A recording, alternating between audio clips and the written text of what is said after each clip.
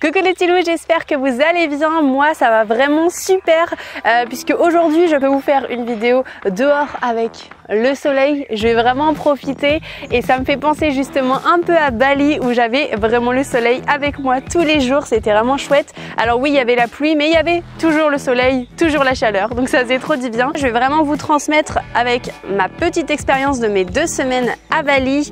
Donc je suis partie de fin février à début mars 2020. Donc voilà, donc je vais pas vous faire vraiment tout ce qui est possible. Certainement, je vais peut-être en louper et je vais peut-être pas vous donner toutes les astuces. Donc n'hésitez pas à vaguer, il y a plusieurs vidéos sur internet là-dessus. Moi, je vous fais avec ma propre expérience. Donc c'est parti, qu'est-ce que j'ai utilisé comme transport? Qu'est-ce qui est possible à Bali? C'est parti!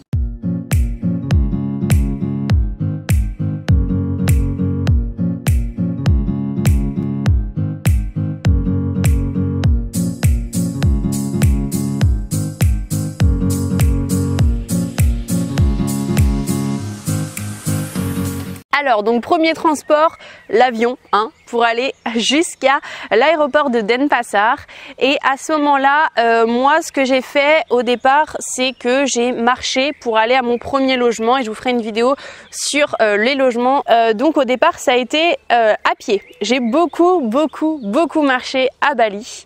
C'est vraiment le transport d'une gratuite. Le fait de marcher pour moi à Bali c'est vraiment chouette parce que, et pas forcément à Bali d'ailleurs, partout où on va à des endroits par exemple qu'on ne connaît pas, on peut voir vraiment aux alentours ce qu'il se passe, la nature, la culture, les gens, on peut leur parler, on peut voir vraiment l'ensemble, ce qui nous entoure, forcément puisqu'on a le temps en marchant. Voilà, donc pour moi le premier c'est la marche. Au départ en fait, donc dans le sud je vais vous parler des scooters. C'est vrai que moi les scooters me font vraiment peur. J'avais pas l'intention d'en prendre un en partant de France et ça s'est vérifié puisqu'en fait dans le sud, quand on va parler par exemple de Kuta, de Canggu, des villes que j'ai pas du tout appréciées, mais je vous en parlerai dans une autre vidéo.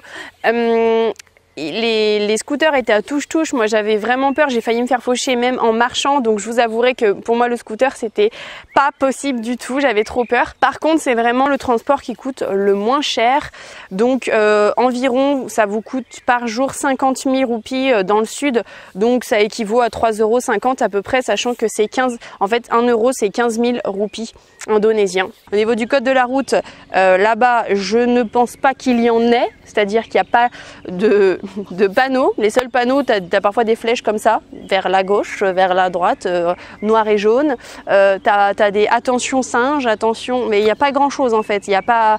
Après, bien sûr, dans la grande ville de Denpasar, il y a des grandes routes avec des feux rouges, tout ça, mais mis à part dans la grande ville, dans la capitale en fait de Bali à Denpasar, le code de la route, je sais pas trop ce que c'est. Donc bon, qu'est-ce que j'ai fait dans le sud? J'ai pris des taxis. Donc j'ai cherché sur l'application Gojek, sur l'application Grab, et donc d'ailleurs je vous ai fait une vidéo sur toutes les applications nécessaires pour voyager à Bali précisément, même si ces applications peuvent être utilisées dans le monde, mais vu que je n'ai qu'un seul voyage à mon actif, je peux que vous parler de Bali. Donc je vous invite à aller voir cette vidéo juste ici. À part les taxis donc par Gojek ou Grab, on va vous accoster 1 milliard de fois quand vous vous retrouvez dans le sud, surtout justement vers Kuta, Denpasar, Canggu, tout ça. On vous demande tout le temps taxi, surtout dans le sud de Bali.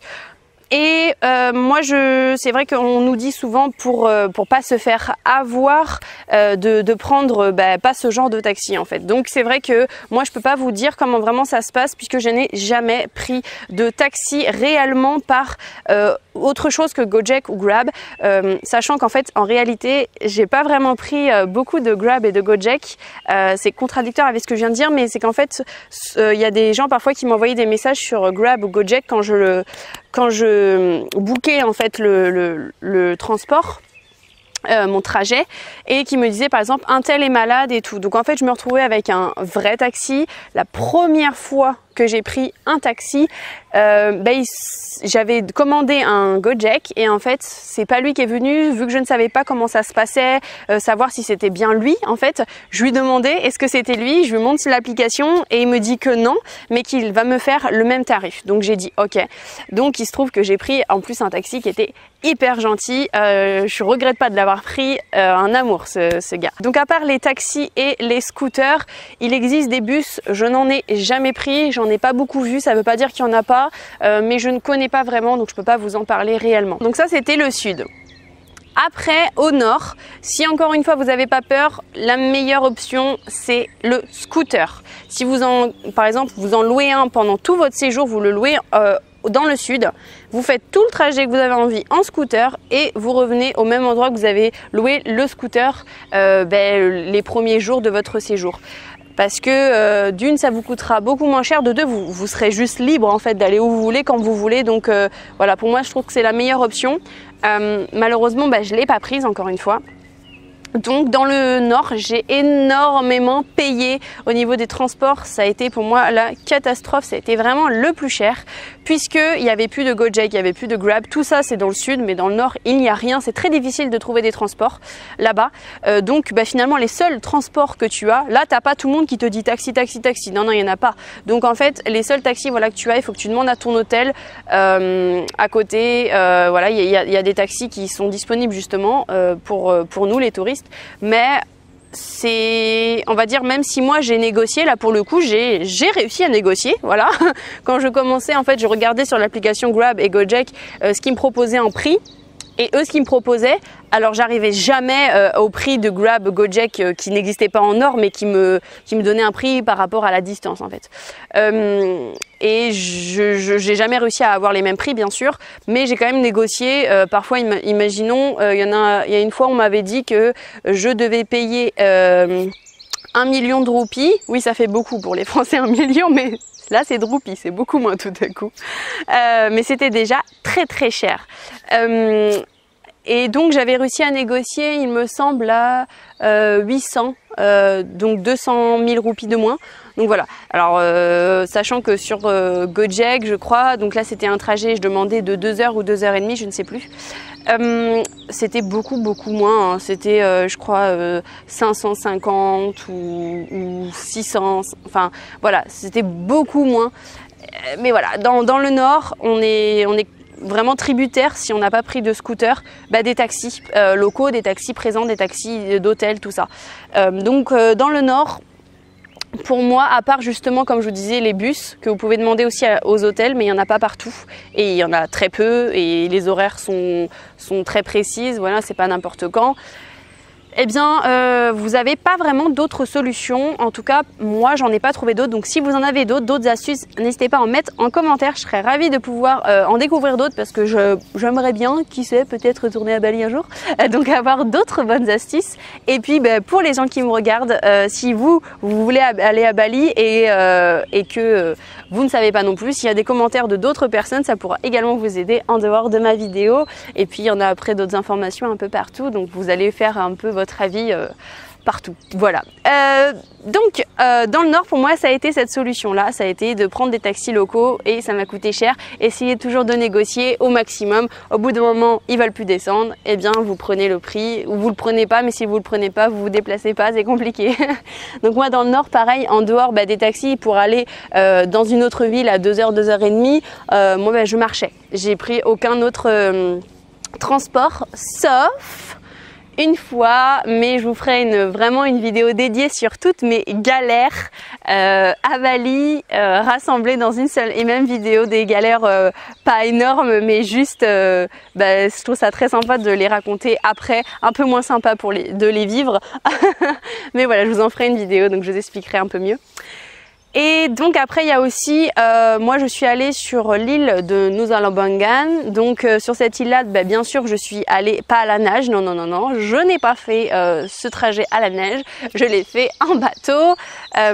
Mais encore une fois, comment vous dire, au départ je l'ai pris sur internet. Ça m'a coûté très cher, je crois 50 €. Parce qu'en fait, pour vous expliquer, 50 €, c'était vraiment pas les prix. L'hôtel dans lequel j'allais dormir sur l'île de Nusa Lembongan me proposait en fait de demander à son partenaire, ceux qui font justement les trajets en bateau, de me proposer en fait un ticket pour y aller. Et le ticket qu'il m'a proposé, si je ne me trompe pas, était à 23,25 je crois, donc quasiment moins 50% de ce que moi j'avais déjà payé. J'ai donc essayé d'annuler en fait mon autre ticket, ça n'a pas été possible. Donc du coup j'ai pas pu prendre celui de l'hôtel qui était 2 fois moins cher. Voilà, donc renseignez-vous bien justement si jamais l'hôtel dans lequel vous voulez aller vous propose pas un ticket. Et sinon directement aller chercher un ticket dès que vous arrivez à la plage où vous allez pouvoir prendre votre bateau, parce qu'il y a 1 milliard de personnes qui vous attendent et il y en a partout, donc vous allez bien trouver quelque chose qui vous intéresse. Voilà, donc moi en tout cas pour le moment au plus bas de ce que moi j'ai connu c'était 23-25 euros. Si vous trouvez moins cher c'est encore mieux, mais voilà, en gros 50 euros si vous l'achetez sur internet, faites-vous pas avoir, c'était très cher, c'est trop cher. Sur l'île de Nusa Lembongan et l'autre île je sais plus, c'était Nusa... je sais plus, je vous le mettrai là. Eh bien, vous pouvez être en vélo, vous pouvez louer des vélos. Moi, ou des scooters, encore une fois. Moi, vraiment, c'est trop petit comme île pour louer tout ça. Moi, ça m'embête. Et vu que j'adore marcher, je n'ai fait que marcher sur l'île. Donc voilà, à part le bateau. Et aussi la petite navette qui est gratuite, qui était vraiment compris dans le bateau, dans l'hôtel en fait. Je sais plus si c'était le bateau qui comprenait cette navette ou l'hôtel. Je crois que c'est l'hôtel. À confirmer, je ne sais plus, mais voilà, la navette pour aller où on arrive en bateau, donc de la plage jusqu'à l'hôtel, en fait il y a quelqu'un qui nous prend dans des camions, vous savez, complètement ouverts. Je vous mettrai une photo par ici pour vous montrer, mais il nous emmène et il nous ramène en fait pour l'aller-retour. Donc voilà, mais sinon le reste j'ai fait que marcher et je trouvais ça super. Moi j'aurais pas voulu prendre quelque chose pour le coup sur ces îles là. Donc voilà, vous savez à peu près toute mon expérience. Donc si on récapitule, comment on peut se déplacer en marchant, par des taxis, soit mototaxi, soit taxi, voiture avec Grab ou Gojek, ou par des taxis locaux en fonction si vous êtes dans le nord, et par vélo. Vous pouvez également ou louer un scooter. Après, il y a aussi la possibilité de louer des voitures, mais ça, je ne peux pas vous en parler, je ne connais pas et j'ai pas été confrontée à ça. Ça a été ma petite vidéo sur les transports. J'espère que j'aurais pu vous donner quelques astuces et vous aider sur votre prochain voyage, en espérant que ce voyage soit superbe comme le mien. Je vous embrasse et je vous dis à bientôt dans une nouvelle vidéo. Gros bisous les petits loups.